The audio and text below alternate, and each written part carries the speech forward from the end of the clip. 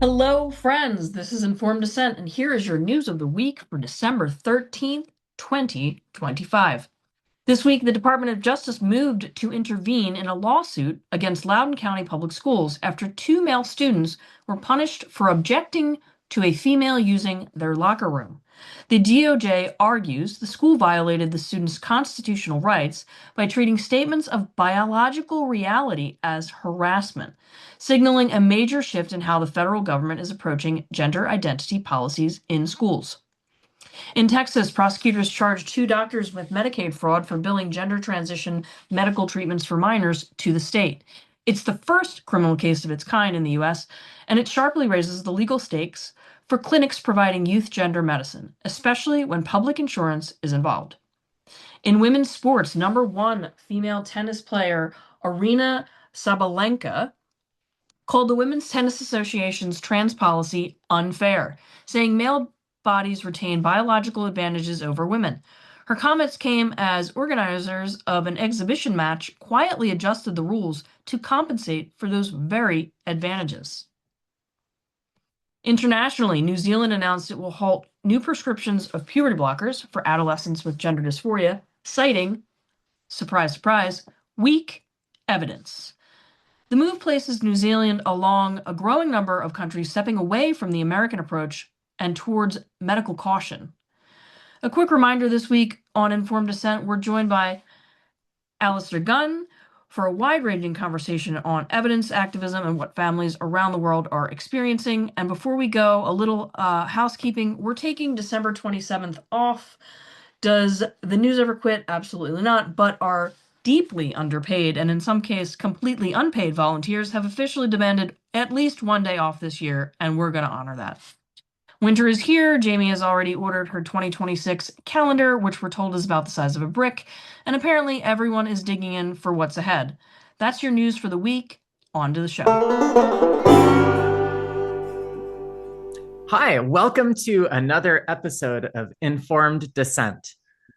Your three hosts this week are myself, Corey Cohn, a gentleman of trans experience, Jamie Reed, a courageous whistleblower coming from a gender clinic who has given us a view from behind the scenes, and Lauren Laguerre, a lesbian activist and all-around mensch who is the co-director with Jamie of the Courage Coalition.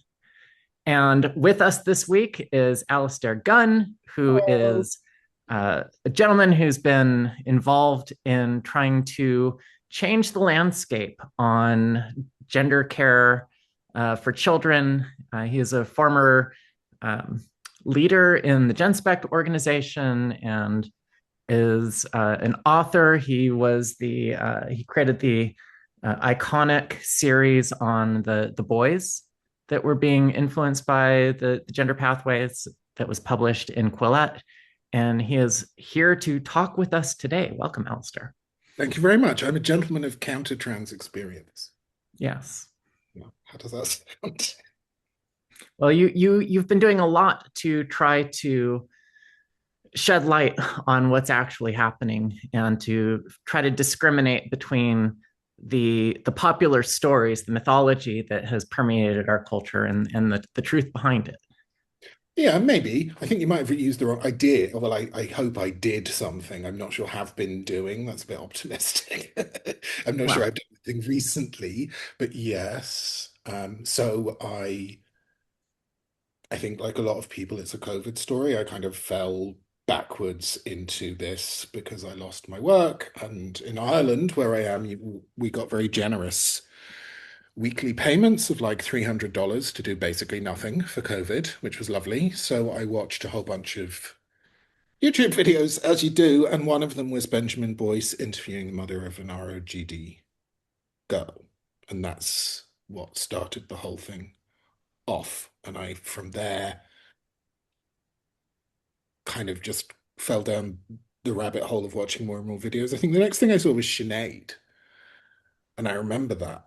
And I remember Sinead Watson. Sinead Watson being interviewed by Benjamin Boyce. And as soon as the interview was over, I literally just went back to the beginning and watched the whole thing again. I was like mesmerized. Like, how is this How did they say yes to this? Because like this is obviously somebody who's two things, like one, really, really struggling with addiction and all these other things, as she said, but then also two, really obviously salvageable. Like we're not talking about somebody who's kind of, the 61-year-old alcoholic where you kind of think, oh, is there any point in investing any time in all the like how did they sign off on this when it's somebody so young who obviously is in such a state? So then I kind of from there Can I I can I just ask, what was your familiar out like how familiar were you with trans at all before that? not at all. I knew that there was a guy. I went to university in Manchester, and there's a guy, very famous guy, who walks up and down Oxford Road dressed in a certain manner. Um, he's quite famous, quite old. Um, I'd been served in John Lewis by somebody who had beautiful nails, and then said, "There you go, love." And I looked up and was like, oh, Jesus. And that was it. That was it. I don't think I'd had any other experience other than very obvious cross dressers. I didn't know that there were women who had taken testosterone. I literally didn't know that at all. So the first video I saw with the Benjamin Boyce with this woman, I didn't even know that was a thing. I didn't know there were women who wanted to do that. Can we lay some framework though? So you're gay man. Yes. Um, I don't know your age, but I'm I, 27, 43. I'm right at the end of Gen X. I think we've talked about this a little bit because we've established that Lauren is the oldest. Um, and So I'm 43, so I'm technically a millennial, just clinging to the world. okay, but growing up in the gay community, trans was not No, it was kind of a thing at university, but I was never a politic. I didn't really do anything like that. I didn't particularly go on any marches. If I went to the gay village, which is great in Manchester, there's a really big gay village, but it's for dancing and drinking and flirting. It's not, for me at least, I didn't see any of the political stuff particularly. I'm sure it was all going on, but I wasn't terribly interested. So I never joined an LGBT organization, but it certainly wasn't like because I had some prescient knowledge that there was some kind of clash in these concepts or anything of the sort. I didn't really problematize it or think about it, you know? Mhm. so then you get brought in COVID Yeah, and you're in Ireland yeah. and you became a pretty early powerful voice. And what I think is really interesting is when we talked to our production team that you were coming on, there were two very different responses. One person, and I'll be completely honest, was like, I don't know who you're talking about. Uh-huh. And the other person was, oh my gosh, this is one of the key thinkers who helped me understand my child. It was such this different response of who The are first you? one's correct. The first one's correct. I'm not important at all, but I think that what I wrote was timely. So for context, I wrote this series in Quillette called When Sons Become Daughters. I didn't name it. Because you never name these things. You have to negotiate that. And at that time, it was when I started writing that, Irreversible Damage had been out, like I want to say like 4 or 5 months. And that's, of course, about females and only really about females. So I kind of, in my arrogance, thought, "Ooh, I can do like a male mini version." And I would never say because what Abigail did is an entire book. She did a huge amount of research, and what I was doing was a lot smaller. But the parents wanted somebody to do something about the boys specifically, um, which I came under pressure not to do because people don't want to write about the boys. Why do you think that is?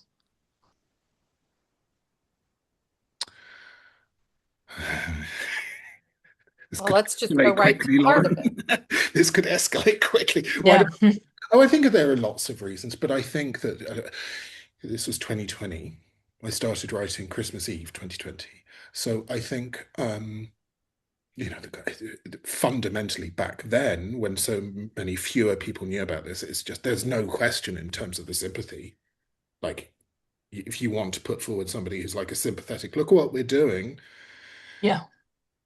it kind of is self-evident. But the problem is that they're different phenomena, and then they're also connected. And so this is Hmm. yeah, so the parents kind of coming in and saying we want somebody to talk about ROGD in boys, and a lot of people hear that as denialism of the sexual component. Do you know what I mean? So I think Yeah. as soon as you say I want to write specifically about boys, there'll be people who say like, oh no, no, no, no, no, make it general because it feels safer, you know? You were probably then one of the early to notice that something was going wrong specifically with the boys. Um, what do you feel like you saw before it was widely acknowledged?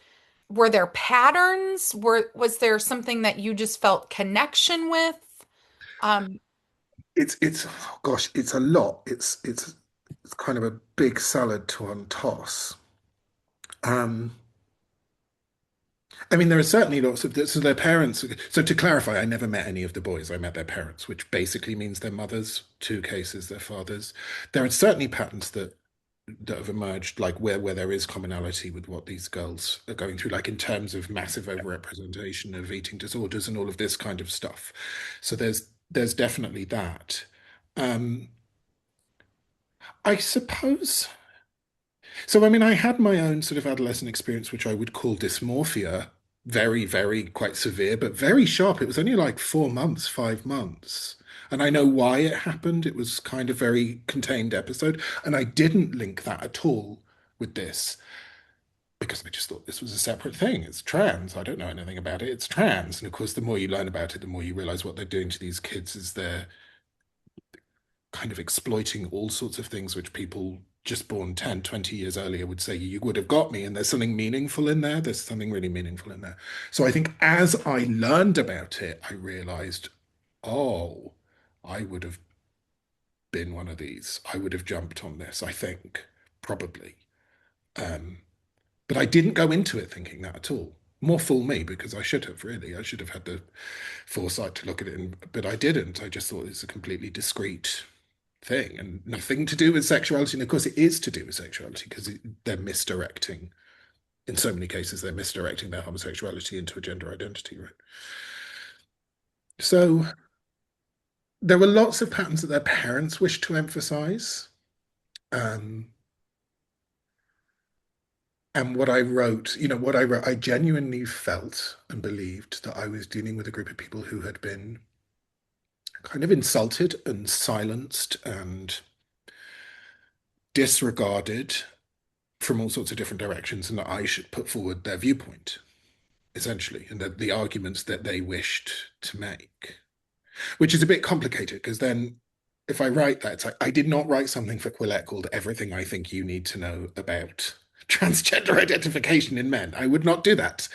It was the arguments that they wanted to make. So it's kind of, I don't know, embedded journalism, which has its risks, right? I was not neutral, and I was clear that I'm not neutral. so I want to jump, and Mhm. then I think we're going to make the jump, and then it'll come back in a circle. So this was kind of your initial foray. Help me out here. Hooray. Hmm. Foray. Um, you write this piece, you're kind of in the movement or, a voice, a name or a voice. And then something happened to you that was very personal. Yeah, I got sick. And you received a really significant cancer diagnosis. Yeah, so I was diagnosed. I had pain. I assumed stupidly, I sort of thought it was stress, uh, and then finally things got. It's a long story, but so I went into hospital. There's a really big problem in Ireland, as there is in the UK, with emergency care.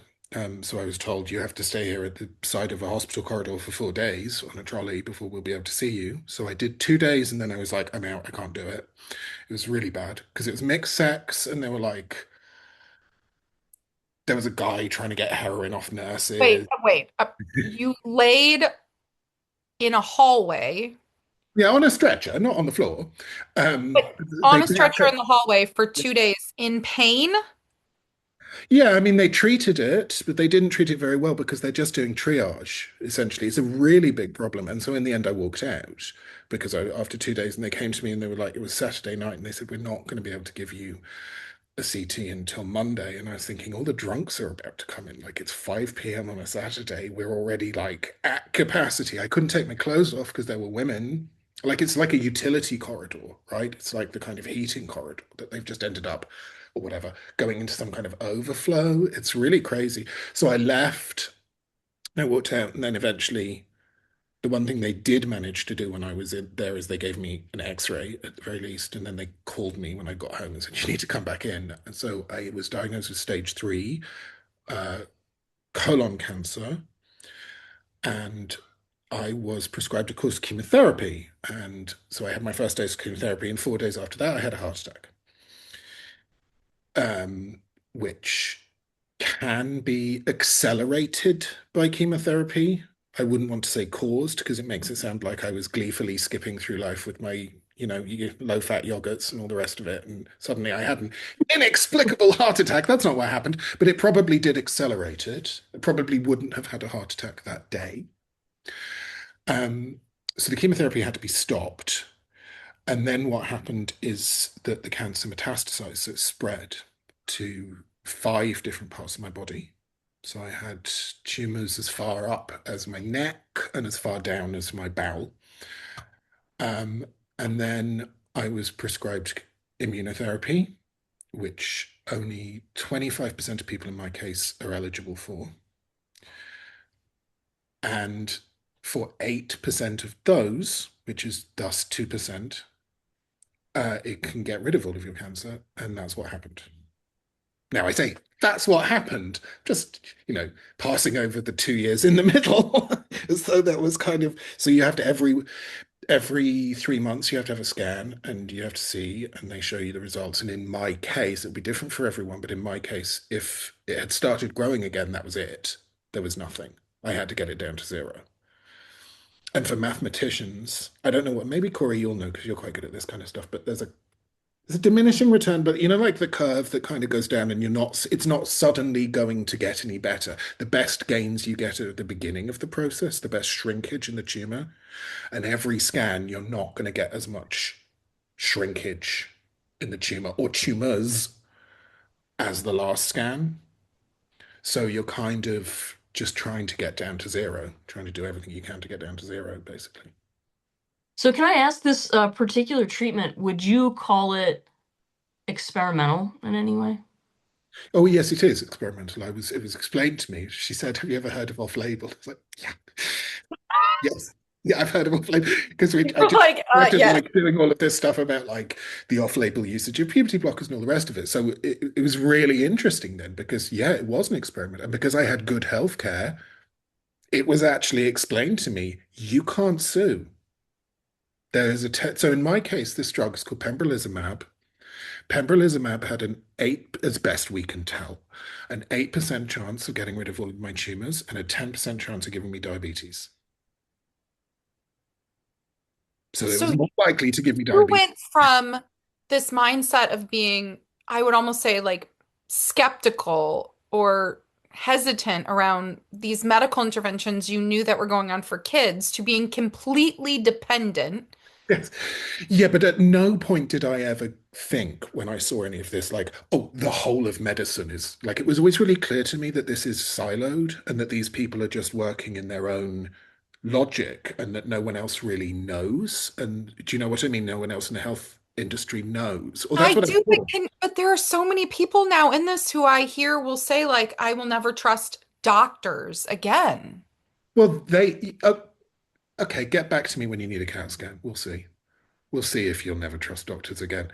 There might be people who say that and genuinely mean that. And I think if their own bodies have been damaged by this, and I think in particular if their kids' bodies have been damaged by this, well, then that I would take very seriously and heavily. But I think it's very easy to say, oh, I wouldn't trust doctors. And it's like, okay, but when you actually, like, if I'd said no to this, then it would have been, okay, so it's a 100% chance I need to think about my funeral, not 92%. And when that's in front of you, one of the things I learned is you have no idea who you are. You've got no idea who you are. I asked her, how likely is this to work, my clinician? And she kind of said, well, what do you mean by work? Because obviously you want to know, am I going to die? And the answer to that is yes, you're going to die. You're not immortal. At some point you're going to die. Then you want to know when, right? And I didn't know when I said, like, how likely is this to work? I didn't have a number in my head. Like, oh, if she says it's less than X%, then I'm out.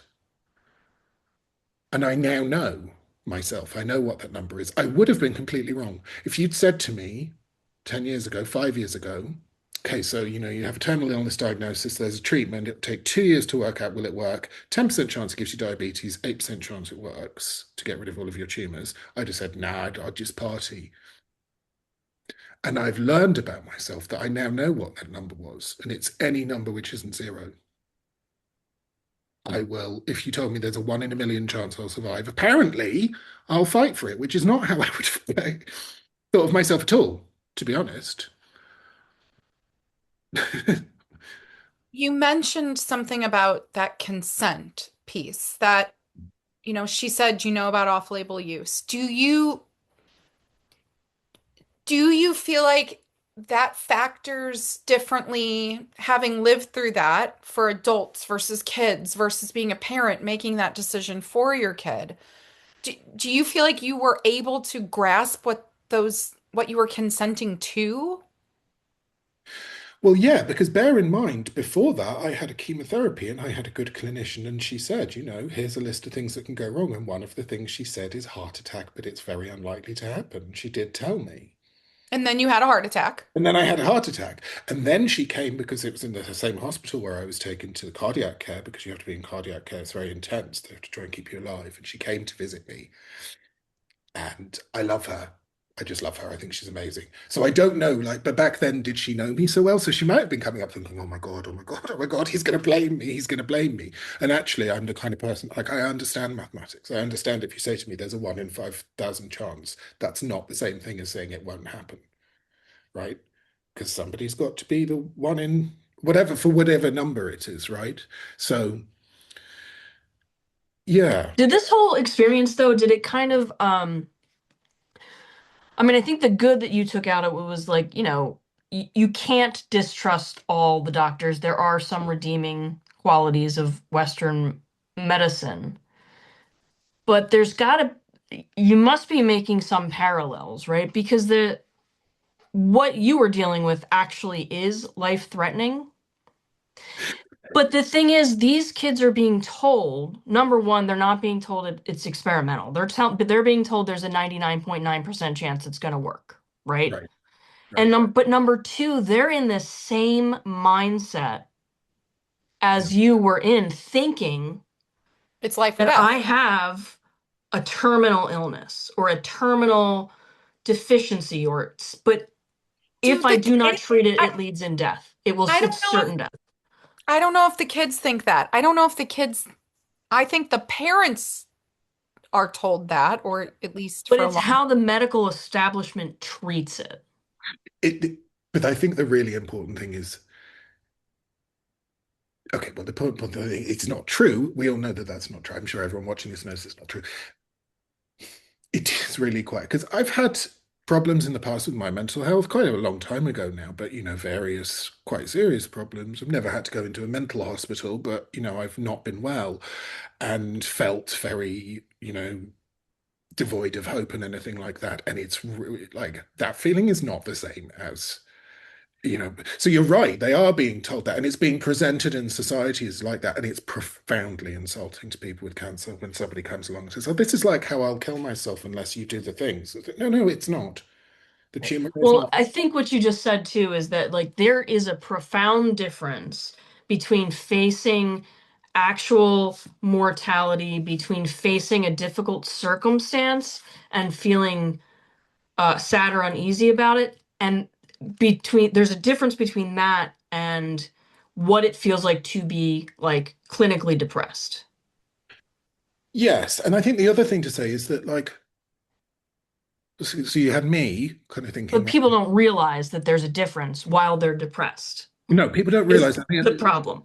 Like there might be people out there who say, no, I'm really going to, I really genuinely believe I'm at a risk of suicide unless certain things happen to do with my gender presentation or whatever they want to call it. Okay, so that's fake, and they don't actually have any real experience of facing death in a way that those who have a terminal diagnosis actually really do have to do that. But it doesn't mean that they're happier and that they're faking being sad or angry. Right, Because I wasn't like right. sad or angry for the whole 2 years. I had some good times in that 2 years of dealing with like mortal fear and all the rest of it. So I think people can hear it if you say this and they hear it as like, okay, so actually you're fine and this is all pretending. And I think that these people can be very, very unhappy and distressed. That the thing that's frustrating about it is like, you can stop at any time. You can just stop. I can't stop a tumor, right? Yeah, Whereas you yeah. can, if you understand it truly, I know they can't see it in that way, but they can it. Yeah, they can't see it in that way, but then the entire medical establishment is geared towards um kind of aiding and abetting their delusion, right? Like they do have all these symptoms, and it would be medically responsible for someone to say, well, there's a difference here, but nobody's doing that. No, and there's that experiment, I can't remember what it's called. Is it the Ash experiment where they show like they have 9 actors pretending to be members of the public and then one real person and they show them different lines and say which line is wrong longer and the nine Oh, actors like it's yes, the yes, wrong answer. yes. And then you have the one person who's left, and it turns out it's like only 30% of people will actually say the emperor has no clothes, you're all wrong. And I do think Yeah, that you're up again, particularly within like political parties and stuff like this, when somebody says, well, my trans son would be dead if it weren't for gender affirming care, you've got to have a certain level of knowledge and you've got to have a certain strength of character to deal with that in a way which doesn't just cause a bloodbath, right? If you're actually going to take that on, like, what do you do?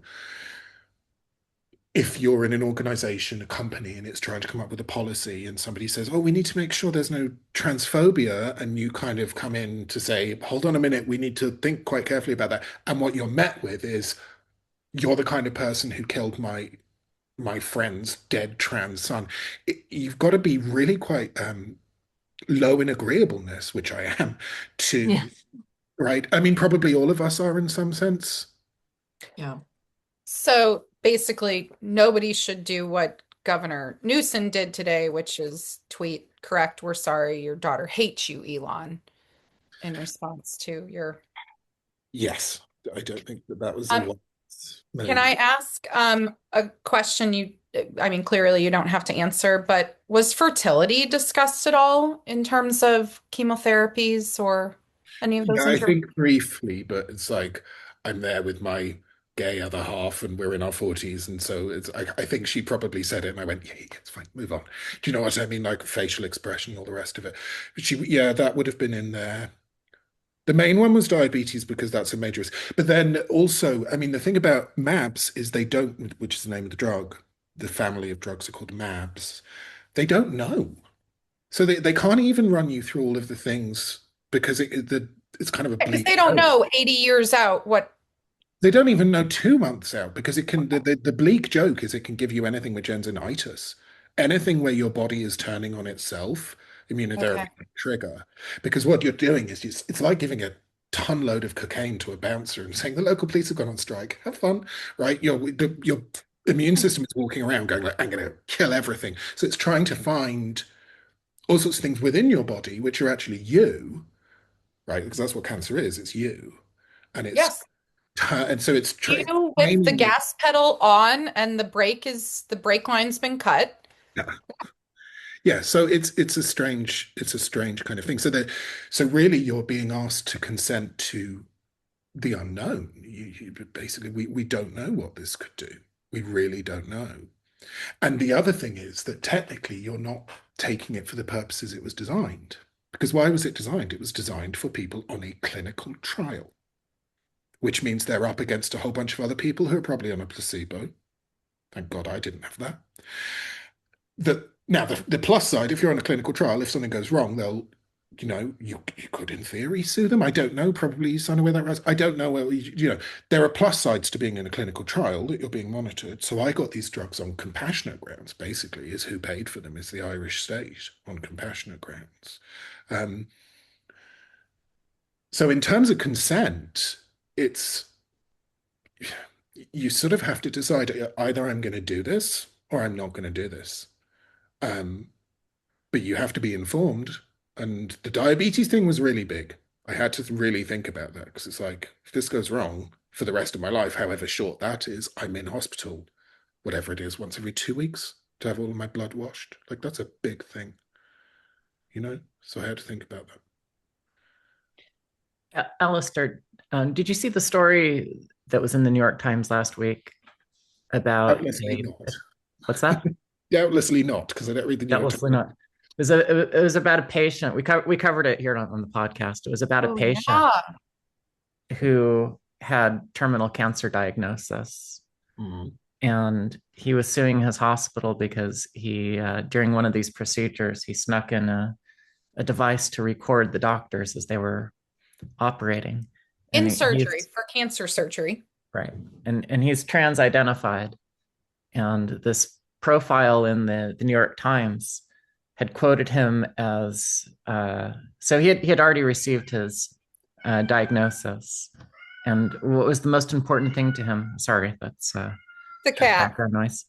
The most important thing to him is that he had facial feminization surgery so that he could leave a beautiful corpse uh, with a likelihood that he was not going to be able to survive the treatment. Um, I mean, So I again, wanted to ask, did you have any cosmetic surgeries as you were facing death? yeah, that was top of my mind. I Yeah. mean, it does kind of make you realize it is a great leveler because different people respond in different ways, and you do realize, okay, some people are just quite shallow, and not, and that if that's your response to it, that you want to be a beautiful corpse, it's a bit beyond me. I can't think why, because corpses don't last that long, aside from anything else. It's only going to rot, but I think it shows. I mean, an awful lot of this is very superficial stuff, right? And because I think a lot of the people who are bound up in all of this, they might be quite smart. And so they can sort of intellectualize very vapid, shallow, superficial cosmetic stuff and put a whole bunch of really complicated words around that. And it's like, okay, but you're still just obsessed with how you look, you know? So there's a bit of that in there.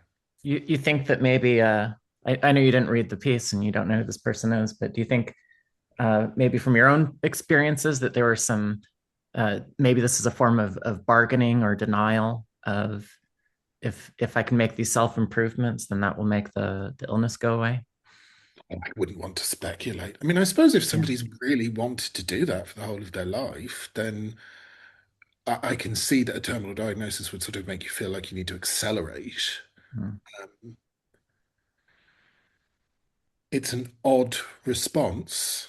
And it kind of shows that a lot of this is just rumination, right? It's kind of like ruminative. Grass is always greener on the other side. So you get terminal diagnosis and you're like, this is the thing I need to do. But people respond very differently. And I don't think like I said, I don't think you know how you would respond Until you're in it. until you're in it. Yeah, kind of. So coming out from the other, I mean, coming out through that, you're on the other side of this. And I feel like, and correct me if you don't feel like this happened. Do you feel like you stepped away from gender? You went and you lived through this experience of your life, and now we've plopped you. You're just kind of an interesting case where you were like around and then you disappeared, and then we plopped you right back down in the middle of 2025. Like, Well, what I'm has still, happened in the gender world? yeah, no, I mean, I'm still sort of like watching and seeing everything. And I think it's very, very different. Very, very different from 2020. It's so different. What do you see? I want to see it from your eyes. Like Okay, what well, I'll tell you an anecdote about my mother, which will clarify my position, which is that my mother, but the last general election, my mother walked up to the parliamentary prospective candidate for the Labour Party who was canvassing in public. And she said, "Are you the Labour candidate?" And he said, "Yes." And my mother said, "You're a failure on borders and a failure on bathrooms," which is very her. And he said, "People in public life have a right not to be attacked, madam." Now, I don't want to say how old my mother is, but you're not going to dodge out of her way because you think, this Amazonian athlete. I mean, she's old enough to be my mother. Um, and I'm telling that story because when I first started writing about this, if a journalist or a politician said something that was kind of even slightly skeptical about the transgenderism phenomenon, it was so everyone stopped what they were doing, was like went and looked. And now every politician, they're all wrong. They're not all wrong. They're nearly all wrong, but they know. They know that this is here, that this is an issue. They've all been given a party line. They all know that there are factions within their parties that think this or think that. Right. So it's really different because in 2020, basically nobody knew what was going on. And now I think almost everyone knows this is a really big shibboleth issue, you know? So that's completely changed. Okay.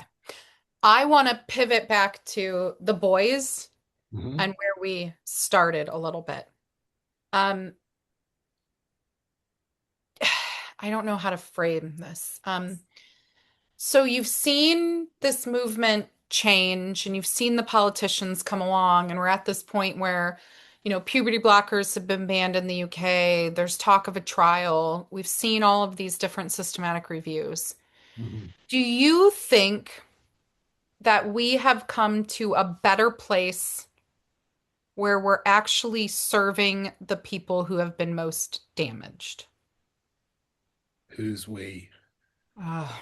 Because I wouldn't, because if we means me, well, I'm not sure I've done anything recently. Do you mean us as a collective, as a society, like these people are being better treated? Is that what you're driving at? I just I wonder every day, what does I feel like there's these two realms. There's the we're trying to stop more harm, more people, more, and then there's the people who've been harmed.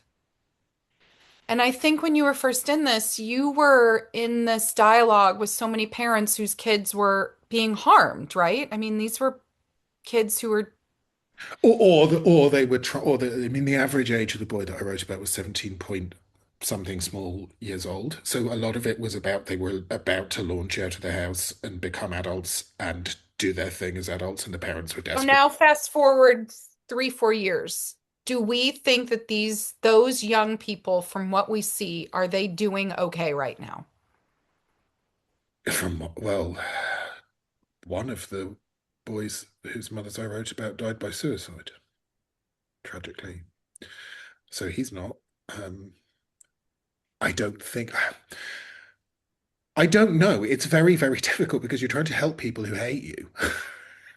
How do you do that, right? Because they kind of hate us until they realize, unless and until they realize this is a mistake, and then they realize what we were saying was not But bigotry. but even then, so there's they hate us, but then even once they realize, I still feel like there's still anger. There's still so much unresolved anger and hatred, and then it's just they don't even know where to direct it. Yeah. Yes. I don't necessarily see that as a thing that's restricted to gender, to the trans thing. I think we're kind of living in an angry age anyway. I think that the rise of social media, we're living through a unique moment and we need to calibrate around this. And there's no rule book. We didn't design it, it evolved. It is what it is, and we're working our way through it. So there's that in there. But I mean, I also think like I can't stop somebody being lividly angry with his dad. Do you know?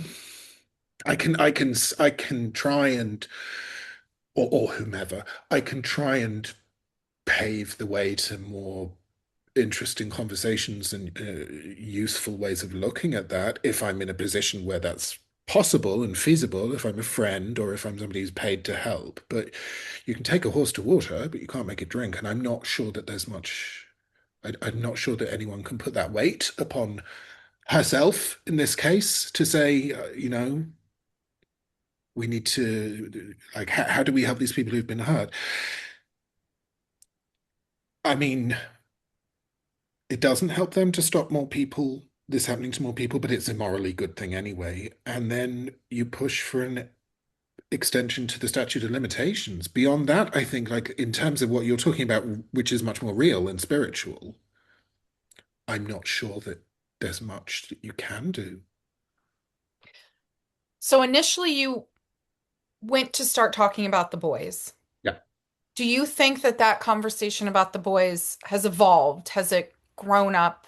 I, I think you also mentioned that there's like a that the boys, the sympathy for the boys is Well, very yeah, I mean, I wouldn't even restrict that point to the boys. I would say that this is more general, but that in 2020, nobody knew about this. So if you went to somebody, even on the right of politics, and said, look at what's happening, this is medical malpractice, and they would say, yeah, that's awful. And now, with every year, there's more and more stories about how, like, there's chaos in schools, women are losing employment opportunities, and various other things. People have been constructively dismissed, women can't win, da, da, da, da, da. That there's a social cost of saying, oh, I think we need to think about these people's health. Because somebody will turn around and say, well, whose side are you on? Right? And there's a social cost, I think, then in particular, that it's more so with being seen to be kind of sympathizing with men who are ruining society. Now, the answer to that is if you believe something is medical malpractice, then you believe it should be stopped no matter what and no matter for whom. Um, but I think there's a sympathy slope in the sense that every day that we go on, it's going to be harder and harder because more and more people have seen the damage which has been done. And more people are, and this is a good thing, I think, becoming aware that in men, transvestism is linked to is more connected to criminal sexuality. It's not a sign of, but it's more connected. And so as more and more people are aware of that and they're aware of the motivations behind certain types of behavior that trans-identified men are getting up to in public, then saying, hey, this is a welfare thing, we need to protect these people from themselves, is not a popular argument. It doesn't become wrong. Um, because if something is medical malpractice, then it shouldn't matter whether you're, criminal mastermind or whoever you are, you just shouldn't be able to be put through it. So I think we've kind of slightly lost track or lost sense of that. Maybe. Yeah, I think you bring up a really good point, but also I can't help thinking about what you just said about social media. Like everything in our culture is geared around visual, right? And we're the people who are seeing these incursions into women's sports and the men and women's locker rooms and the people that the more unsavory characters, these are all adult men who don't pass.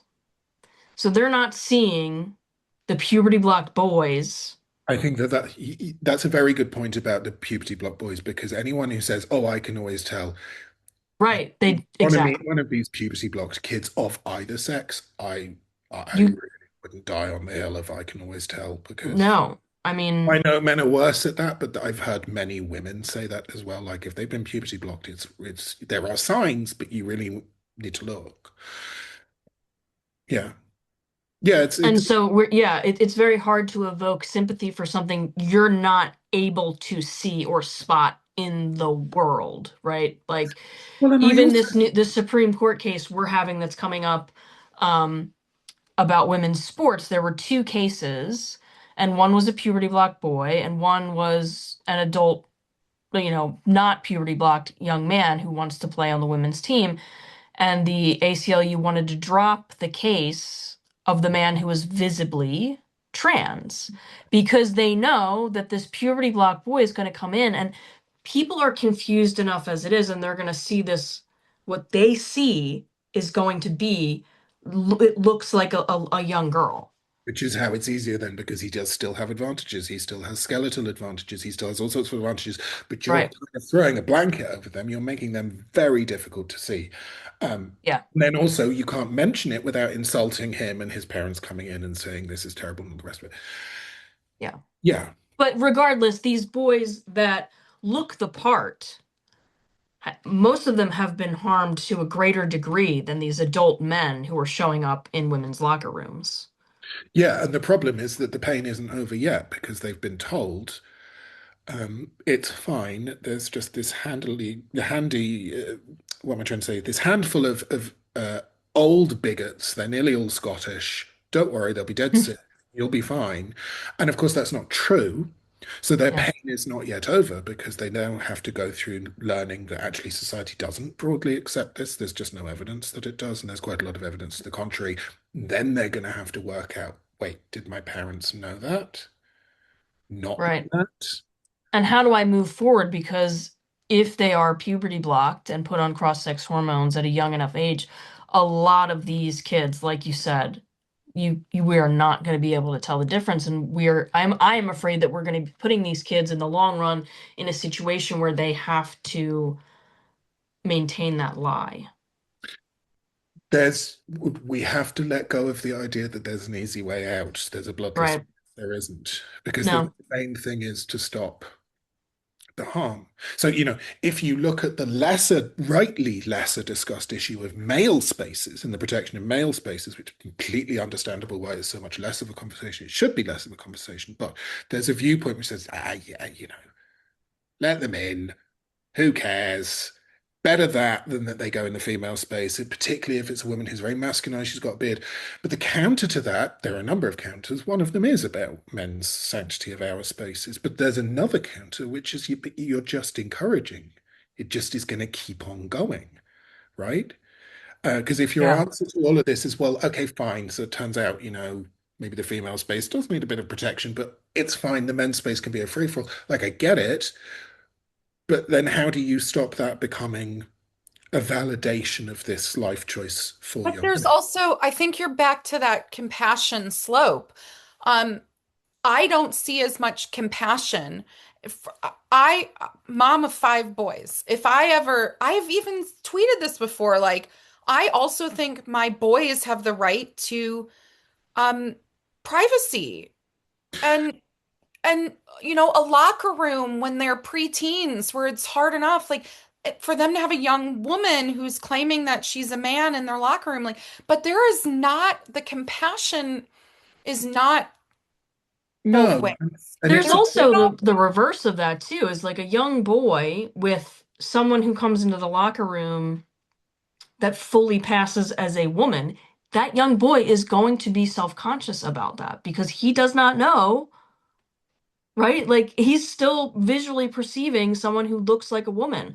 I mean, I do feel like men do need their own spaces, but and I maybe just think, men don't need it to be protective, but young boys do.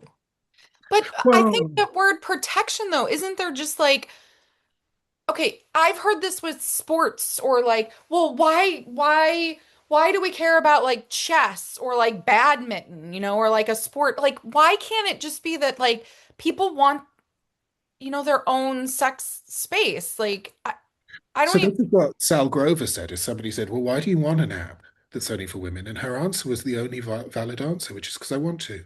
Fuck off. Yeah, That's the only answer. Anything else, if you premise yeah, it, well, because if you look at violence rates, okay, well, then what if you have a group of men who are demonstrably less violent? Does that mean you can't do it? Ultimately, right, we have to have free association. And the only decent answer is the answer Sal Grover gave.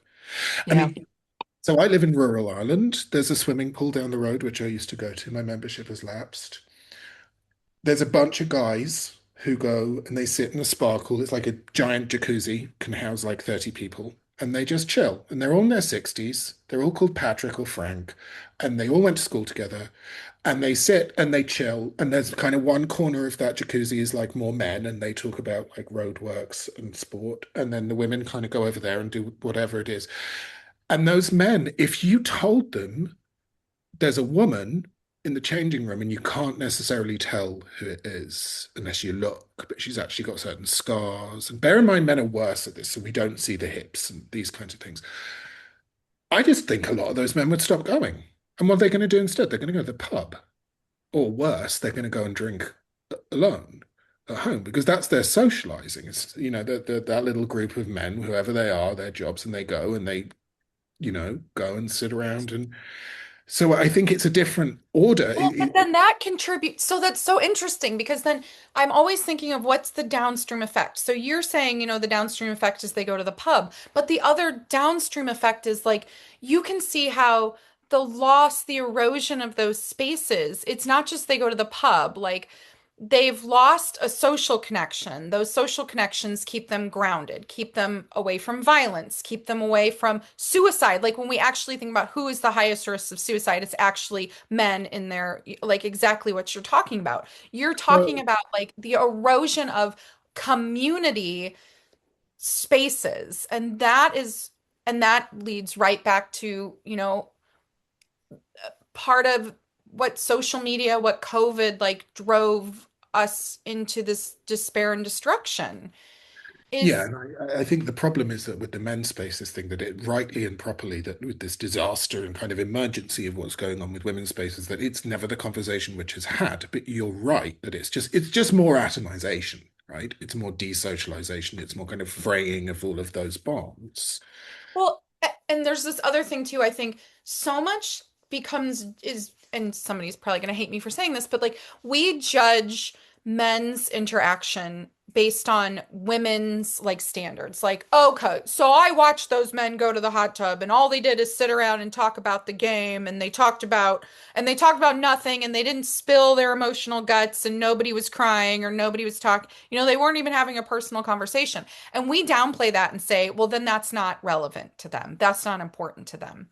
Right. And actually, it might be really, yeah, the men aren't necessarily going to send a message saying, I'm really down, I need to talk. The No, men, but maybe, the thing I take from those connections is when you have those kind of setups, even if they are just talking about the game from last night, what I see men take from that is when one of those men doesn't show up for 4 or 5 days, and then they go, "Hey, has anybody seen? We haven't right, seen him." that's right. Somebody picks up the phone and just says, "Hey, we haven't seen you at the pool for Yeah. a week." Like Yeah. it, we can't downplay what social connection means to men, just because we're judging it on based on like this other standard. Like I think those spaces for men does still have an importance that like I want my boys to have that. Um, Well, growing. and I think it's interesting as well because when you talk to women who testosteronized and lived as though male and passed through, Oh, they will. and they'll say like, I can't believe how lonely it is being a man, that you can't just walk up to somebody and start a conversation because you can't. Well, you can. I mean, you But can, but it's a different way. And for me, like I'm not just a man, but I'm 6'5", so that's kind of, in there as well. So there are certain things I'm not going to be able to get from the other angle. But yeah, I think it's very, very difficult because of these kids of both sexes. It doesn't mean they're horrible people, but they're behaving in a very narcissistic way. It's very me first, and it's very much everyone else is kind of at the bottom of the pile in some sense. And that's how we've got Little here. costs, and we're all just kind of figuring out how do we deal with this. And I think, like you said, I don't think there's going to be easy answers. No. There's no way. And we've made a huge mess. Yeah, we've made an enormous, enormous mess. And I mean, I think that the first easy answer is Stop it. stop, stop, Yeah, think stop it. about who Yeah. you're voting yes, for and because, but you and know, Lauren, like that's so hard though, because I do feel like in some ways, like creating a response is like if we're focused on the stopping it, we don't have necessarily the energy or the resources for those. Like I just feel like people ask so much of us, people in this, like how do you balance out what you can do every day? You can't, can you really? I mean, you can't. I think if And you're somebody asks such you a for help, tragedy. then you can give a good advice and you can say, well, I'll tell you, like, here's what's always stood me in good stead and things like this. But I don't. I'm not sure what you can do. I mean, I've been involved behind the scenes more in terms of like funding and branding, which is my thing. Like, how do you brand something so that you get maximum funding so you've actually got something you can do? And I've been behind the scenes with quite a few projects, many of which inevitably don't go anywhere, some of which did go somewhere to try and help people who have been damaged. And I think it's very, very difficult. Not least because to my knowledge, there isn't a project which has really taken off and worked, which has been started by somebody who's in that situation. It's been somebody else coming in. That's significant. That's really significant. Um, I mean, I think there's only so much you can do. You know, you've got an awfully big battle that you're still fighting in terms of stopping this continuing for new victims, customers, clients, patients, whatever you want to call them. That's a lot already. In the last kind of in the little bit we have left, the UK is in the throes of figuring out. I think in some ways the conversation is the UK going to sacrifice this cohort of these kids that they're going to enroll in this research study? I okay, well, I mean, the UK government is kind of like somebody nuked a clown factory, and I don't think that it's really possible to answer any questions about because he could be gone. He'll probably be gone by summer. We've got elections in May, where he is going to do so badly that it will, without question, be the, unless something changes, the worst result that the Labour Party has ever had in its history. So he'll be gone. So then we're dealing with a new prime minister, and in the British system, I don't really know. My guess would be, will they go ahead with this trial? Yes. Public pressure will not stop them. Um, and there's no legal right to a general election until 2029. So, like a lot of things in Britain, the bad news is there may be just nothing that anyone can do until 2029. The good news is everyone involved is going to lose their jobs forever and there won't be a Labour Party anymore. So at the very least, Hmm. then having said that, the Tories are as culpable for all of this as the Labour Party is. They really are. I mean, they were in power 2010 to 2024. It's not like they did that much. So, but I think that they will. I think they will go ahead, which is stupid because we don't need um, this study. We don't need a study into. I saw somebody on Twitter put it very beautifully, like we don't need a study into whether or not swallowing broken glass will cure your depression. We just don't need that. Yeah. We also already have. I mean, the Tavistock was the largest gender clinic on the planet. I believe I'm correct in saying it saw something like 1,500 kids, something like that. That might have been, it saw at least that many because that was a number where there was a statistic within that. Um,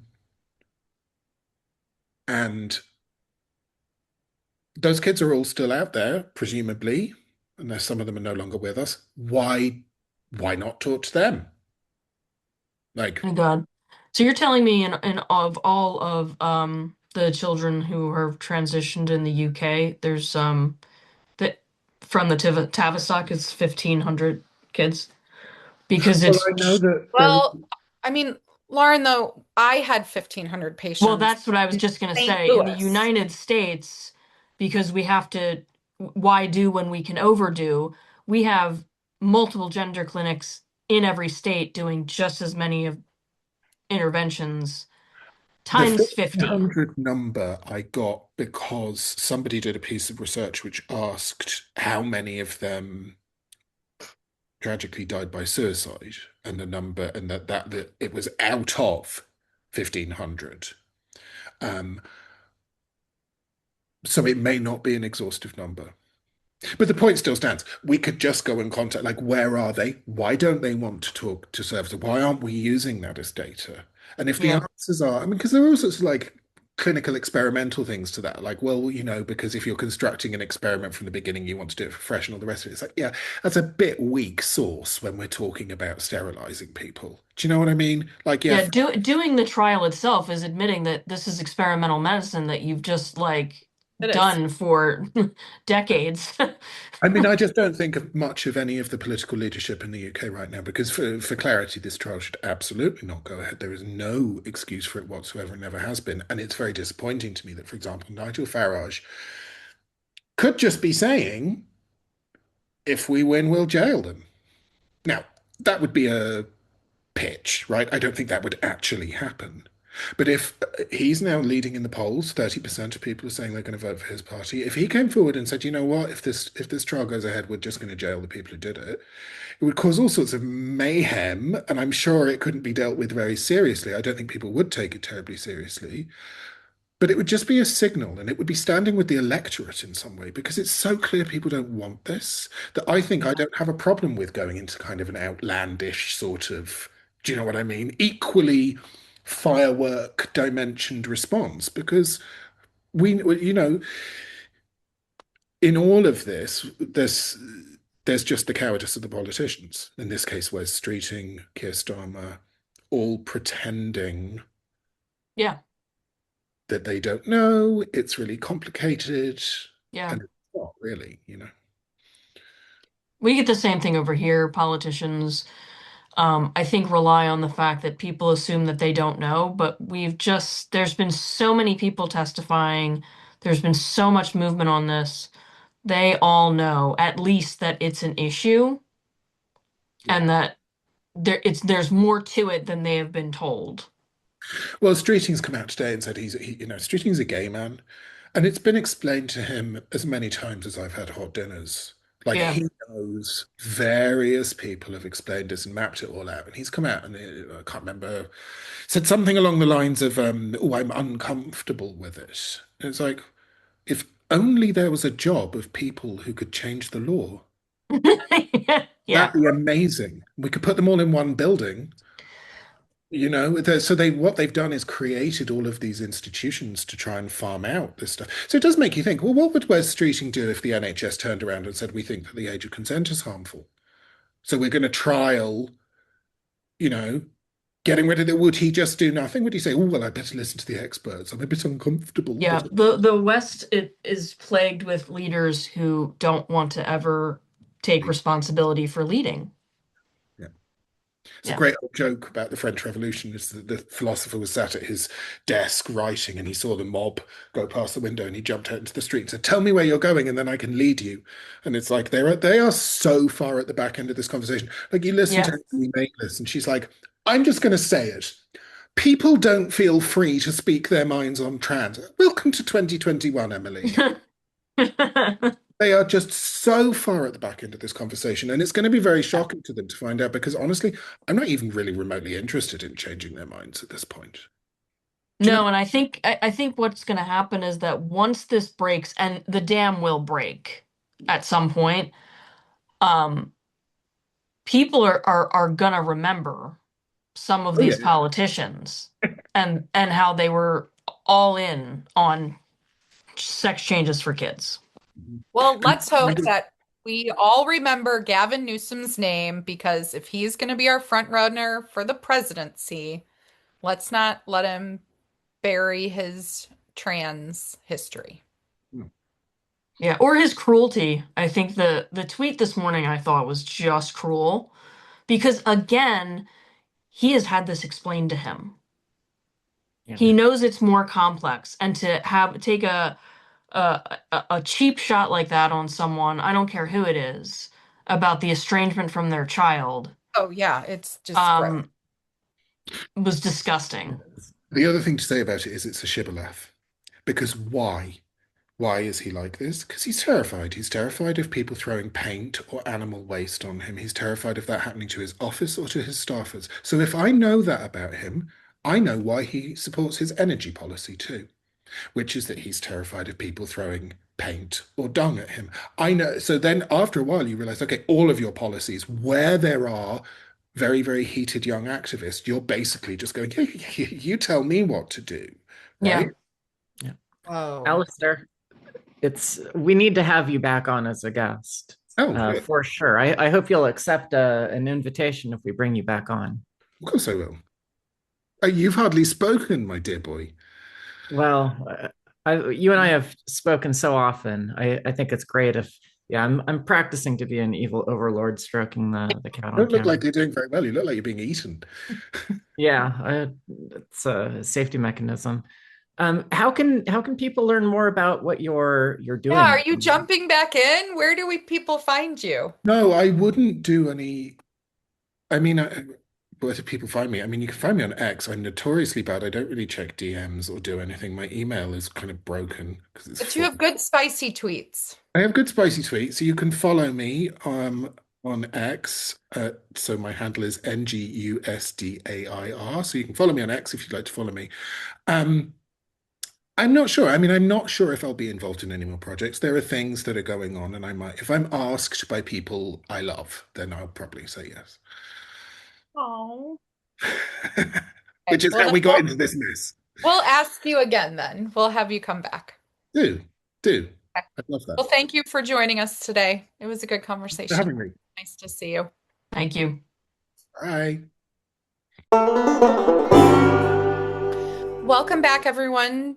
This is our second segment of Informed Dissent for Saturday, December the 13th. Today, we're being joined back again with our two co-hosts, Corey Cohn and Lauren Legere, Jamie Reed, but also we have a dad with us today. So Harrison Tinsley is a dad that I had the honor of meeting out in California. Um, Harrison has been a dad that I think a lot of people kind of know of his case, know that he has had a case where he has successfully been able to get custody of his son. But what I wanted to do first, before we get into kind of the depth of the conversation, is Harrison, I want to give you a little chance to kind of give us some background. What happened? How did you end up in a custody case? And where your case is kind of at now. Well, thanks for having me. I'm stoked to be here and to see you again, even virtually. But my case was, I was dating this girl in the Bay Area, and it was, she has lots of wonderful qualities. There's lots of ups and downs in the relationship, but just a few months into it, she got pregnant, and we were both super hopeful for that. And we were actually both hoping for a boy, which we were both excited when we found that out, even. Believe it or not, it was like we were both stoked. We came up with the name Sawyer, and then it just kind of it seemed like politics really started going crazy at that point. It was like 2018, and I would just like get threatened daily that I wouldn't see Sawyer, because of my political views and different things. And she would say This that was to me after or he was already my born. mom. No, she's pregnant. Okay, and you were already having this Yeah. conflict. Okay. Oh yeah. Yeah. So she would say it not just to me, even to my mom, my sister, like everyone. She could just Were constantly were because these political issues about trans, or were they just in general political issues that she disagreed with? it was in general, but trans being the main focus. So she would give me like hypothetical, like, oh, what would you do if our kid was trans? And I would Oh, say like, oh, I wouldn't probably affirm a delusion, and I'd probably, not go along with that. And once my kid's an adult, they can do whatever. And that made her very upset. There was a time, I mean, she posted when she announced that she was pregnant on Facebook and stuff. And she was like, baby Sawyer due in December. I'll love you whether you're a boy or girl or neither. So, and she left me off the post too, even though we were dating. So that was kind of weird. And it just kind of showed, in my opinion, that there was kind of a premeditated fake trans thing. But yeah, so she about like halfway, maybe 5 months into her pregnancy, she broke up with me, sent me a cease and desist letter from an attorney, and then essentially I was so scared of her like mental health issues that I didn't do anything until he was born. I didn't know when he was born. I found out a week after from someone on social media. One of her friends reached out and sent me a picture, and they're just like, "Oh, I thought you should know this," and I think it's really messed up that you're not there. And then I don't know, I filed in court 2 months after that, so that was December, and I filed in February, and then it took 13 months of court, like nonstop, just to meet him. So I didn't get to meet him in spite of being like enthusiastic, excited about him the entire time until he was 15 months old. So that was a really weird Wow. time. Yeah, it was super painful, but it just made me a stronger man to be a better dad, better fighter for children. It was really crazy to think every night when you lay down, like, oh, I have a son. He doesn't even know that I exist, if that makes sense. So what happened then? You got joint custody? Off the bat, I just kind of got like visits Hmm. and then did visits. And then I moved to the Bay Area, closer to where she was because I was in Tahoe. And this was probably just a few months after I got visits, March. And then in August, I got, yeah, half custody ordered. So how did it end up that right out the gate you only have visitation and you couldn't see your son for the first 15 months? I mean, Because what they was weren't married. Dads have no rights, weren't married, left off the birth certificate. Very easy. Happens Yep. all the wow. time. Wow. Yeah. Yeah. It's just like, I don't know. I don't know what we could do to fix that. Maybe like paternity test. I don't know. It was, yeah, it was a hard time, but thankfully I got through it, and it just like kind of made me able to face adversity more. Yeah, that's just so Uh, shocking because I mean there's so much of a need, especially for sons to have their fathers around and to right off the bat be able to just kind of take him from you without any I don't know how it's not like a crime, to be honest with you, yeah, I but mean without yeah, any kind of reason. yeah, That's tragic. Yeah. But so yeah. I mean, you kept fighting for him. You get visitation and half custody. so he's about 15 months, 2 years at this point. Half custody, he's like 19 months or something. Yeah, Okay. And maybe then does 18. Yeah. she Start seeing him. Well, I start seeing him, and then I get the half custody, and then I start seeing him more. And right when I got half custody, that kind of upset her or something like that, and so she started to make up a bunch of lies about me, post them publicly, and just horrendous lies, like the worst lies you could make up about someone, like Brett Kavanaugh, Johnny Depp kind of stuff. And so I was actually, I don't know, I got like every ex-girlfriend of mine to write a letter for me, and I just proved like dates that were completely wrong. Like I was at like a Sharks game, and she said I was somewhere doing something. I was like, really? Because here's me at the Sharks game, so that's interesting. Just kind of debunked her whole thing, and it was severe enough, like defamation and harassment. They got given a temporary restraining order. When I went half custody, she started to pretend he was non-binary. She started to call him they and try to put him in dresses and makeup and things like that. and And he's 2 at this point. a little younger, but yeah. Okay. That's insane. Mhm. I would concur, but yeah, and Sawyer would too. He was never into it. He was always like, you know, I'm a boy, I'm a boy. He would fight with her about it. And so I don't know if that was just something to get at me, but like I said earlier, she did post about it before he was born, even right when she found out she was pregnant. So Did the court bring in a social worker or a therapist or anything to try to get Me. I a mean, he was so third point young. of view of what's happening? I mean, I think they were more worried about the other stuff I'm going to get into. Um, Hmm. and again, he didn't buy into it. He always knew he was a boy. He'd fight her on it. And basically, the temporary restraining order for defamation of me, non-binary, made up stuff. She got arrested for child endangerment, put on a 5150 while he was with her, A and what? 50. 5150, like an involuntary psych hold. Oh, While Yeah, she had custody of your while 2-year-old he was son. with her. Yeah. Hmm. Okay. And that almost didn't even get accepted. I had to do a motion for reconsideration once I got the subpoenaed body cam footage, or that wouldn't even have happened. So that's pretty Okay. Okay. miraculous. We're so far into this right now. I have to just Oh back no, up. there's way more. I Yeah. know, I know, I know, I know. We're This gonna is get back just to We're insane. not to This winning is custody at all. Okay, There's but just I just want multiple to set up incidents like here. this. Yeah. You already had to hire an attorney, pay a retainer, right? I mean, I'm My assuming. first attorney, I got the free one, actually, thankfully. Okay. And then But you, half custody, I paid that one. okay. So you'd Yeah. hire an attorney, pay a retainer, and this is kind of consuming your life. Oh, completely. It was like all I thought about every day, including when I wasn't even with him. So, Okay. Okay. So then yeah. she's experiencing significant mental health issues that are fundamentally kind of challenging her relationship with your child. That's what it appeared like. Yeah. Okay. And then you're still splitting custody, you're living in the same town, right? Different town, more like 45 Okay. minutes away-ish. Okay. What happens then in court? So the big three things I mentioned, the temporary restraining order, arrest, non-binary, and a bunch of other little things like broken orders, which some and lies, and the court seems to never care about those. And for some reason in family court, like people can just perjure themselves without repercussion.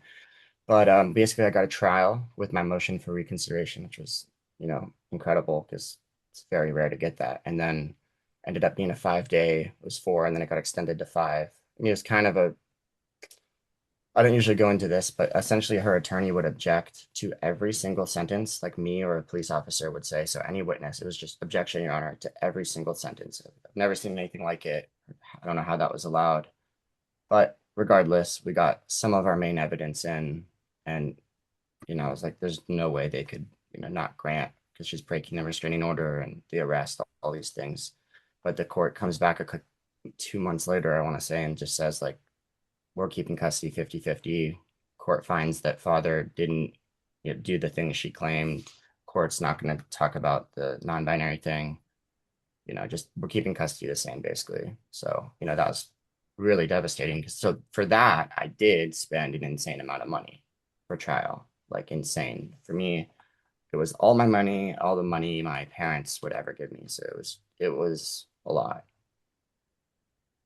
So then you're given yet again joint custody. Yeah, they just keep it the same. Okay. What happens then?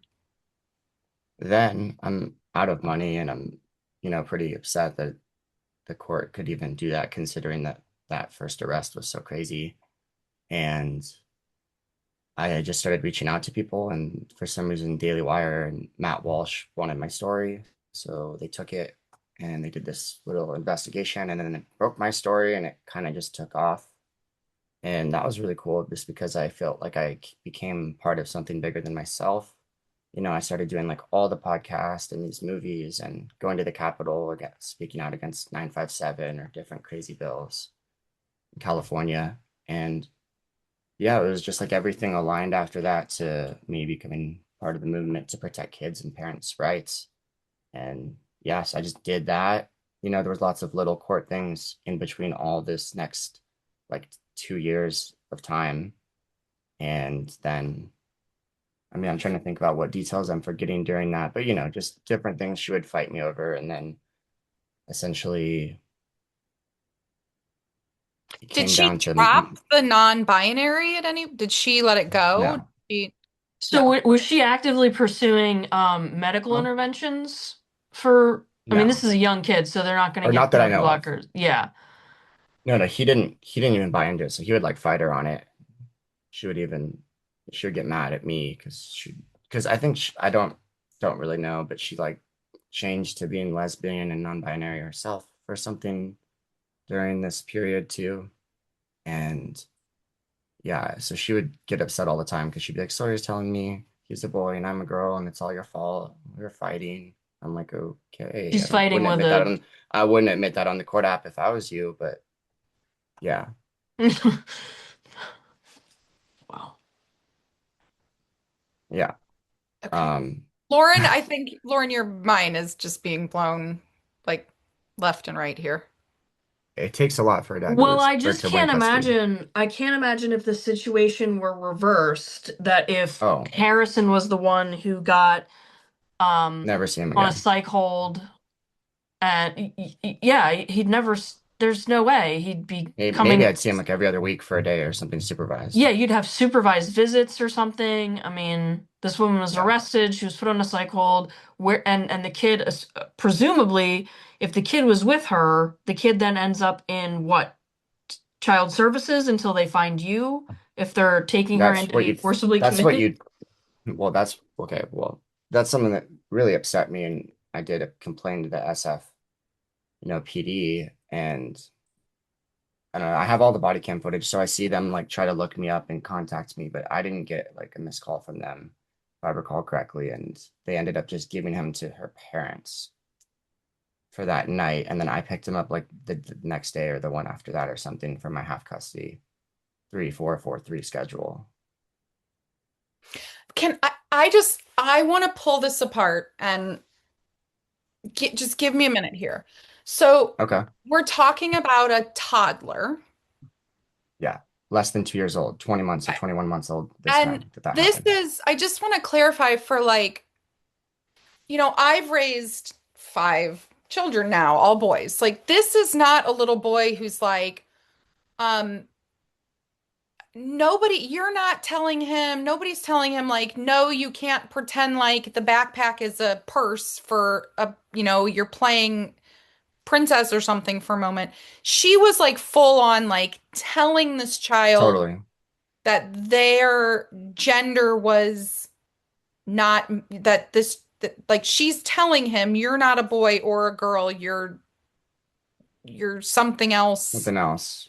and she's choosing the clothes, and this is like she's directing this. That's how it seemed to me, yeah. Okay. And according to him, he was very against it. And like I said, I've seen some evidence of that. That's pretty solid. Would she show up for like a visitation exchange and he would be in a dress and No, okay. Was I'd she seen posting maybe like girly online? diapers. Yes. So she's posting like Hmm. pictures of him online though in dresses and And defamation of me, even just straight okay. online, even calling But out the again, judge by name. Yeah. but this is not dress up. Like I went to pick up one of the kid at the Well, I think she Y probably play. convinced him it was just that, but go on. I mean, I went to pick up my kid from the playroom at the Y and he had on like a nurse outfit or something from the dress up corner, and that it's not this. We're not talking about child-led dress up. You're talking more like she's pushing something onto him. An ideology or Yeah. something. Yeah. And she would post about it and talk about it her like on her own social media. And Correct. then at a certain point, she also comes out as being I someone, think she probably did before that, but sometime around that same period. Yeah. okay, as herself being holding a non-binary identity. Yeah, even, and I think she still claims that. But I don't know for sure. I try not to pay too much attention, Okay. but she does have a boyfriend, I think. So When it, I don't well, know. don't even get me started on that. Um, when it came to court, though, was she making the non-binary thing an issue, or was she trying to No, steer clear of that? And were you trying to point out that, hey, she's doing I this? was. Yeah, okay. But I she was, was but she not would come to trying. court all dressed up to really push that narrative. I mean, the judge at the time was, raised by two dads, I believe, like she was, and I think like the way she got elected, she was an elected judge in SF, was going on like the pro LGBT XYZ whatever thing. So she tried to milk it like in court. She would definitely make her hair weird right before court and stuff like that. Corey, unmute. Wait, the judge would make her hair weird. No, no, no, no, no. The No, mom. the mom. Oh. Okay. The mom's showing up with blue hair with an undercut and dressed like signaling I'm in this. Yeah, Yeah. in Say the her Bay Area, pronouns that's before. not weird though. I don't know. I think maybe not in SF, but I think still kind of weird to most people here. Like I I don't was meet gonna any ask. parents that don't think it's weird at the park or whatever. Even if they're Democrats, they're all like, no, kids shouldn't, and no, guys shouldn't be in girl sports. Like everyone I meet. No, no, no. We're talking about the blue hair. Yeah, I know. your son's maternal grandparents. I was gonna ask. Yes, Uh, Normally, grandparents are it's a grandfather and a grandmother, but in this case, it's two grandfathers. correct. There is a grandmother She was somewhere, but adopted. she's nowhere to be found. Yeah. No, she's to be found, but I don't want to talk about it too much. Oh, well, Yeah. I was gonna ask. She supports me Yeah. having custody of Sawyer, just to be clear. Okay. Okay. Not her mom. What about her fathers? I don't know what they do. What I've been told from people close to her that, think it's better that he's with me is that one of them, just in general, they kind of enable her. They pay all of her attorneys, all these things, pay Wow. for all of her charges to get dismissed, everything she does, and like pay her rent, all these things. Um, One of them's like at least somewhat thinks it's weird, like the trans stuff and other things, and then I think the other one's more supportive. Okay. I've been told. So you end up you had a 5-day trial. Do you end up back in another trial? I have lots of hearings, and then what ends up happening is, like I'm even shooting that movie Identity Crisis. I just thought this was so great just because they were able to end the movie with something positive. But yeah, it was March of last year, so almost 2 years ago. I got a call this time, thankfully, probably because I threatened to sue them so aggressively last time. It was SFPD, and they're like, "Hey, you need to come pick up your son." So I was just like, "Okay," and me and my girlfriend at the time went and picked him up, and I've literally had him ever since. So, but I will He say that the court denied my ex parte the very next day after this night. And she was accused, and I've seen the evidence. So, I mean, she ended up getting off on the charges technically, but thankfully CPS were like heroes and they didn't care like about, what the court said, family court, because they denied my ex parte on the basis of assault and battery and elder abuse. They almost gave her child endangerment. Um, but it was really severe, and she beat up one of her dads, and she over something. She was drunk or something, and they had a really serious physical altercation.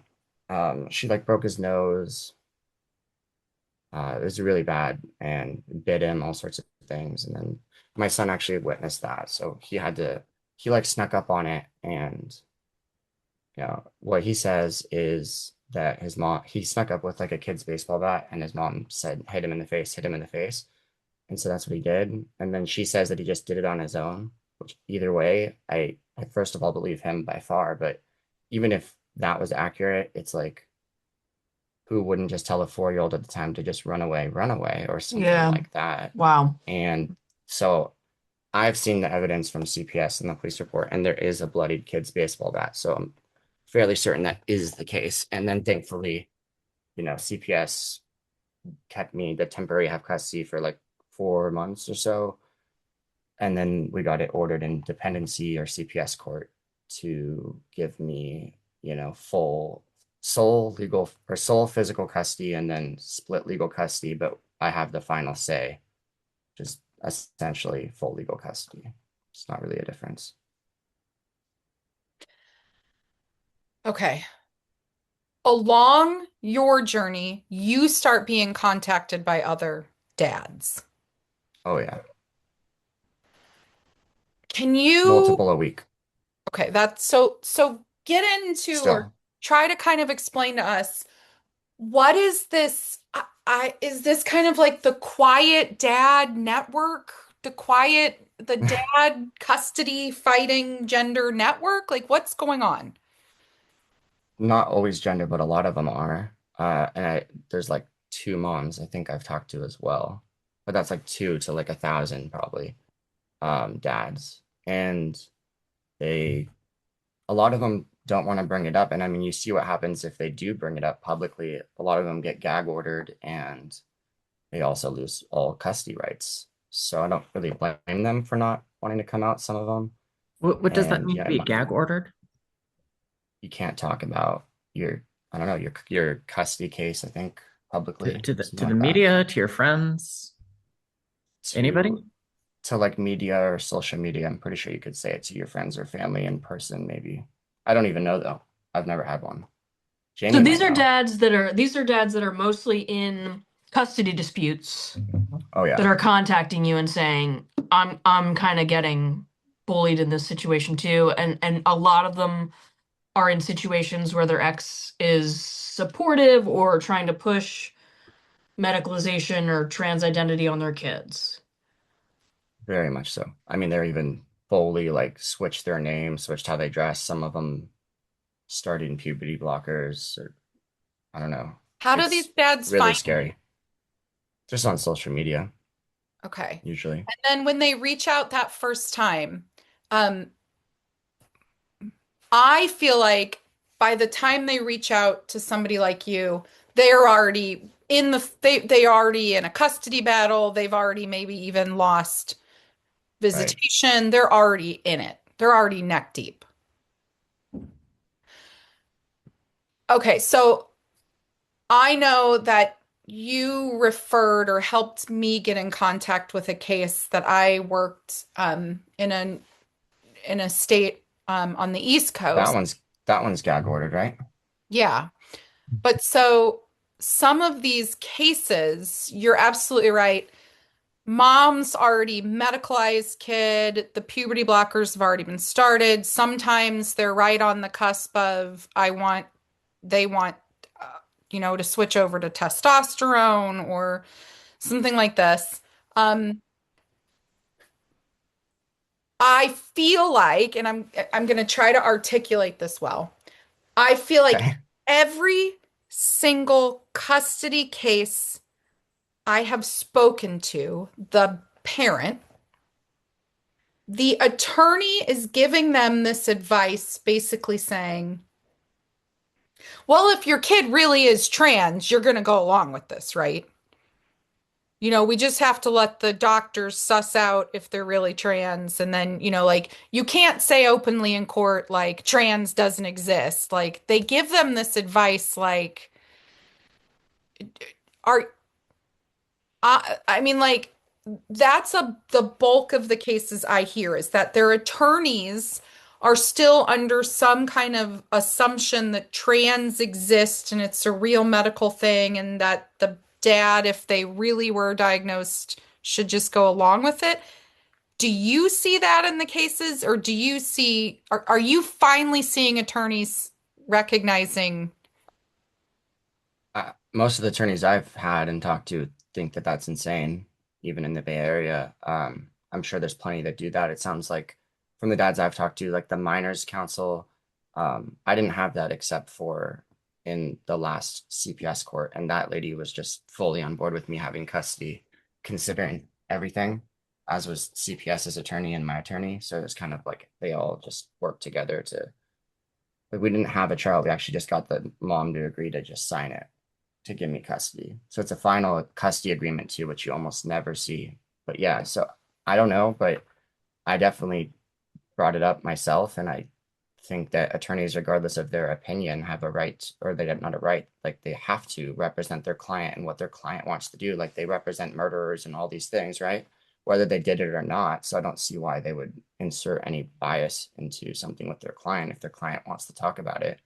I don't see how they wouldn't be allowed to do that when they're happy to represent murderers and terrorists and all words I don't even want to say. But in your case, you did not have a guardian ad litem appointed. Just on the last one, and it was Okay. some sort of minors council. I don't know if they called it guardian ad litem or not, but yeah, I mean, but they were just on board and they just thought it was a clear cut case with the amount of Okay, violence so and things that okay, they didn't care okay. about They anything didn't care like about that. the other thing. Okay. When the dads reach out to you, what is your response? What do you do? I mainly say, don't give up no matter what. You have to do everything you can. The money doesn't matter. The cancellation doesn't matter. The end, you have to be able to look yourself and your kids in the eyes and said that I did everything I could for you, even if you don't win. And I think that you'll be able to live with yourself regardless if you do that, and that you just can't give up and just believe like miracles happen. I did it. I know I'm the lucky one. I never take it for granted. Because people like Adam or all these different friends of mine, I know don't see their kids. So even if my son's throwing a temper tantrum, I just try to think like, wow, what would Adam or Jeff or whoever just do just to have this temper tantrum even. And it's a really weird feeling. Like I almost feel bad sometimes. Like I don't know why I'm the one who gets custody when so many people don't even get to see their kids. So yeah, I mean, I just tell them never give up. It's going to be worth it. I know how stressful it is. I know how hard it is. I didn't see my son for 15 months. If I got through that, you can get through all the BS you're getting through. Do you have like a formal group? Do you put them in touch with other dads? Do you try to network them? Yeah, I mean, I'm with Dad Army, Our Duty. I mean, I've done a lot with TPUSA. I've done a lot with Gays Against Groomers. I think I'm their token straight guy. One of them told me that yesterday, or the day before yesterday, I think. Um, so yeah, I mean, I try to if that's what they want, and yeah, I mean, do what we can to support. I mean, I'd say the main thing is it seems really hard. Just family court and for general should be fair to dads, I think. I think that this trans stuff for kids should be just child abuse, similar to like beating your kid or something.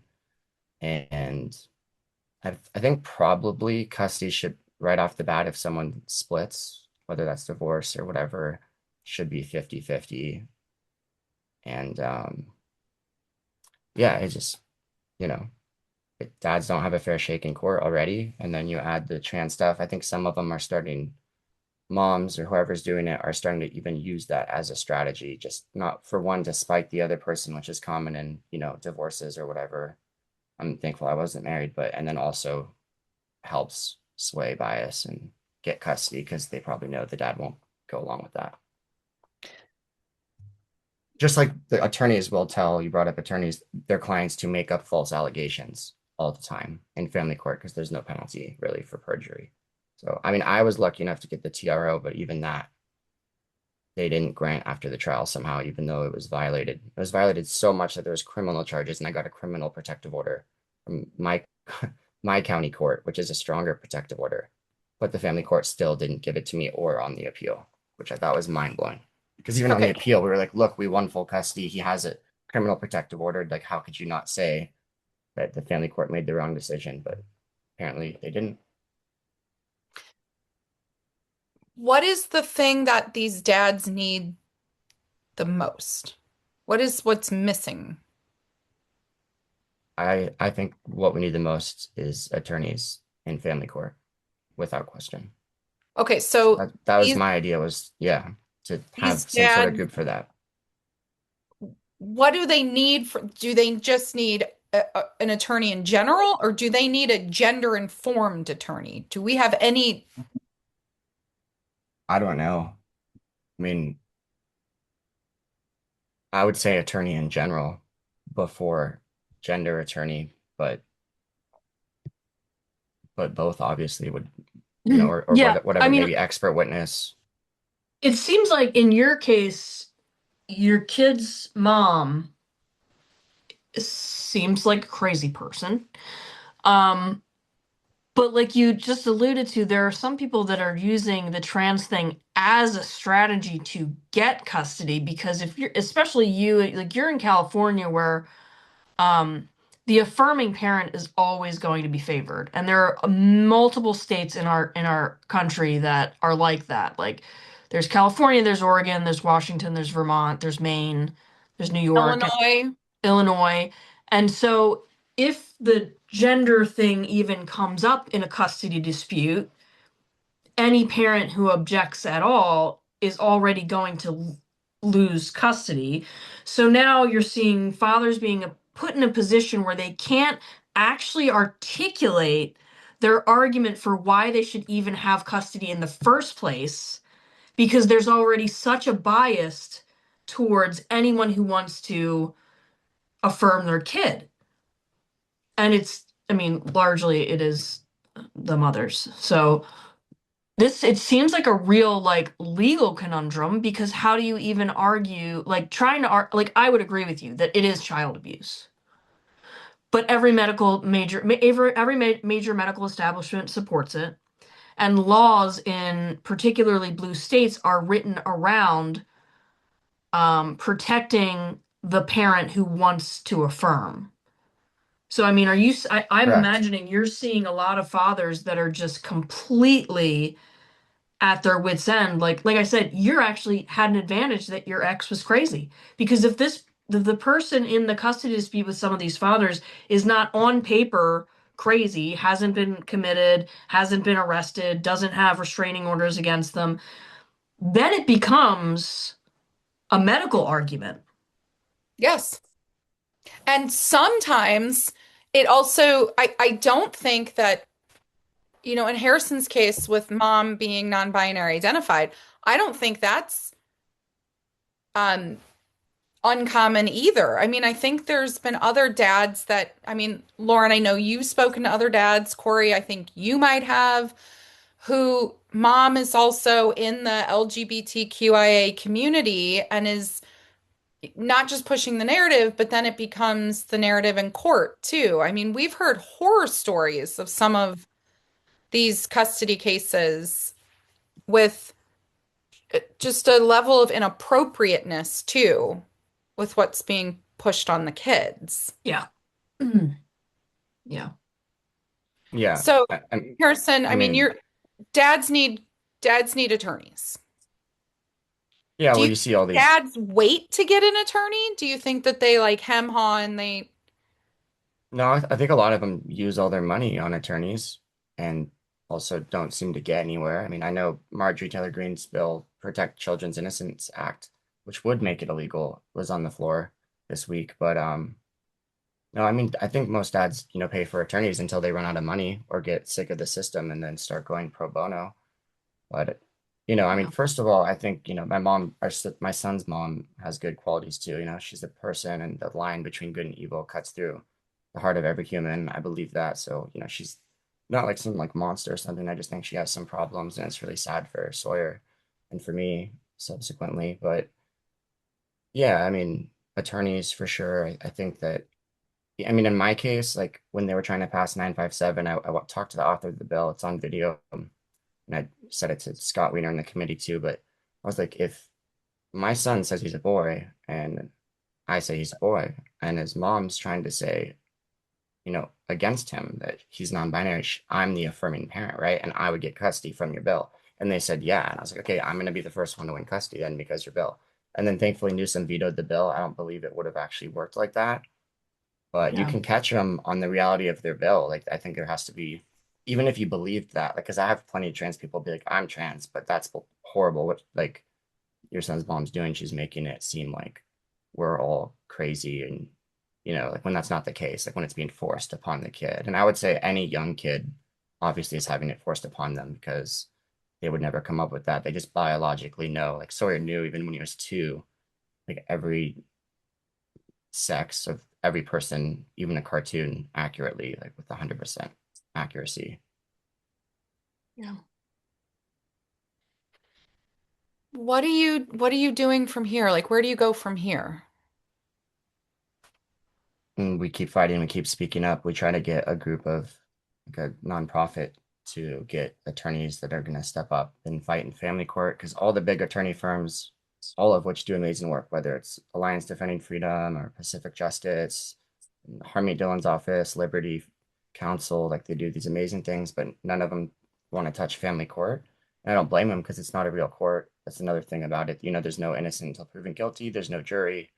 So it really doesn't follow the Magna Carta or what our legal system was based on at all. It's very odd. But yeah, I just would like to see, I had an idea of a nonprofit that would have attorneys that were willing to step up I mean, hopefully we could raise money and then, the dads, couple moms, probably hundreds, thousands of dads are going to sign up. And there is a couple moms I've talked to, believe it or not, and they're going to maybe get help legally with some good attorneys, whether they're gender experts or just know that that's wrong. I mean, ideally, obviously, I think you could make the correlation that anyone who would push that idea on a 1 or 2 year old, 0 year old has mental health issues. And yeah, I mean, ideally, it would just be classified as child abuse. Yeah. So I guess in some of these states, really, that there's a necessity to kind of change some of these laws, because if we don't change some of these laws, some of these dads are never going to get a fair shake. And it doesn't matter how good their attorney is if they can't even argue the merits of the case because the law is so biased to affirming parents. That's really very sad. It is tragic. And I'd say like the judges really, because in family court, it's just so much up to the judge. So it kind of Mhm. depends on the judge you get. And the Like bias of the I, judge and the built-in belief structure of the judge. Yeah. right, but judges are supposed to be completely neutral, regardless of what they believe towards everything they rule on. That's clearly not the case always, but that's how it's supposed to be. Harrison, where can our listeners and then other parents find you? So you're on social media. Where are you at? I'm on like all social media, pretty Okay. much. Just Harrison Tinsley, you'll find me. I'll probably be the first one. Okay. And I'm And happy then to you talk to anyone said who needs help. you mentioned Dad Army. Where is Dad Dad Army? Army. They're on social media, Dad Army, Okay. Instagram, everything, and or reach out to me. Same with Our Duty. Um, you know, I'm sure your guys' group would talk to people, Gays Against Groomers, I know well, and I'm sure many, many more too that I'm forgetting. But we're happy to help, and I just do the best I can to encourage people. And it's really hard, obviously, but you can't give up on your kids. I mean, there's some things in life that you just have a full on duty to do, and I think all of us as adults and parents and stuff have a responsibility to step up and protect the most innocent. So especially children, and then likewise with like the girls sports trophies being taken. I Yeah. just think it's something that most Americans, both those two things, like most Americans agree on fully. So I don't know why we're still debating it. Yeah. Thank you so much for joining us today. It was a pleasure to have you, a pleasure to see you, and hopefully we'll see you again. Yeah, thank you so much for having me. Thanks.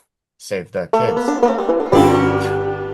Before we close, I want to say a sincere thank you to Harrison and Alasdair for today's conversations. We're really grateful for your time, sharing your story, and your willingness to engage on some personal ground. Looking ahead, we're planning something for next week that is a bit hard. It's not a debate per se, but an advocate for pediatric gender transitions has agreed to pop over and speak with us. We're not entirely sure how this is going to go. We think it matters. We think it's worth trying. So sometimes we're going to step into these conversations with our fingers crossed and our intentions clear. A quick reminder, we will be taking a break the week of Father Christmas. This is a great time to go back and re-listen to a favorite episode or one where you thought that my hair looked especially atrocious. We won't be recording then. Even some dissent needs to pause at least 1 week out of the year. As always, we'd love to hear from you. Please like, subscribe, share this podcast. Drop a comment. Let us know who you'd like us to talk to next or who we should be talking about. Thank you for listening. Thank you for being here. And as always, stay informed and ready to dissent.